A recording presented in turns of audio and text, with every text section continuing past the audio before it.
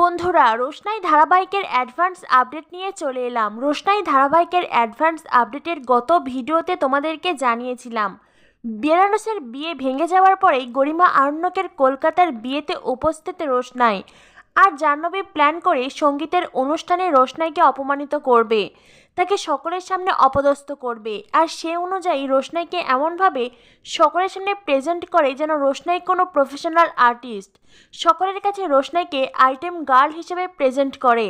আর যার কারণে উপস্থিত লোকজনের মাঝে সুরঙ্গমার কিছু ক্লাবের বন্ধুরা রোশনাইকে অপমান করে, রোশনাইকে টাকা বকশিস দেয়, এমনকি সিনেমায় আইটেম গানে নাচ করতে রোশনাইকে অফার করে। আরণ্যক এই সব কিছুর প্রতিবাদ করে। আরণ্যক সবাইকে বোঝায় রোশনাই কোনো আইটেম গার্ল নয় কিংবা কোনো প্রফেশনাল আর্টিস্টও নয়। রোশনাই তো শুধু তার দিদির সঙ্গীতের অনুষ্ঠানে নাচ করেছে। রোশনাই হলো সুরঙ্গমা ম্যাডামের বোনের মেয়ে। আর এই সব কিছু শোনার পরেই উপস্থিত সবাই অবাক হয়ে যায়, কিন্তু সুরঙ্গমা গরিমা এরা অপমান বোধ করে। এত সময় সুরঙ্গমা জাহ্নবী মিলে রোশনাইকে অপমান করেছে, তার শরীরে অপমানের কাদা ছুঁড়েছে, আর এখন সেই কাদা এসে তাদের শরীরকেই নোংরা করছে। সকলে জানতে পেরেছে সুরঙ্গমা রোশনাইয়ের মাসি। আর এই সত্যিটা সামনে আসতেই সুরঙ্গমার মুখ পুরো চুপসে যায়। গরিমা আরণ্যককে বলে, আরণ্যক তুমি এত কেন রিয়াক্ট করছো? ওনারা রোশনাইকে অপমান করেননি, বরং রোশনাইকে ভালোবেসে বকশিস দিতে চেয়েছে, রোশনাইয়ের নাচ পছন্দ করেছে। আরণ্যক বলে, গরিমা তুমি এতটাও ভোলা ভালা নয়, তুমি একদম চুপ করে থাকো। এত সময় তো কোনো কথা বলনি, চুপ করে বসেছিলে। রোশনাইয়ের অপমান হচ্ছিল আর তুমি বসে বসে দেখছিলে, অথচ একজন মেয়ে হিসাবে তোমার প্রতিবাদ করা উচিত ছিল।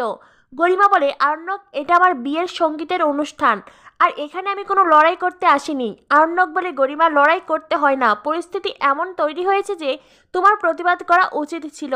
আরণ্যক যদিও চেয়েছিল ভালোই ভালোই বিয়ের সব অনুষ্ঠান হয়ে যাক, যাতে করে রোশনাইকে আর কোনো অপমানিত হতে না হয়, কিন্তু সেই রোশনাইকে অপমানিত হতে হয়েছে, তাই আরণ্যক আর চুপ করে থাকবে না। এদিকে জাহ্নবী এসে বলে, বাদশা তুমি এত রিয়াক্ট কেন করছো? ওনারা খারাপ কি বলেছেন? আরণ্যক বলে, তুমি তো একদমই চুপ করে থাকো। তুমি এমনভাবে রোশনাইকে সকলের সামনে প্রেজেন্ট করেছো যাতে করে ওনারা এই সব কথা বলতে বাধ্য হয়েছে।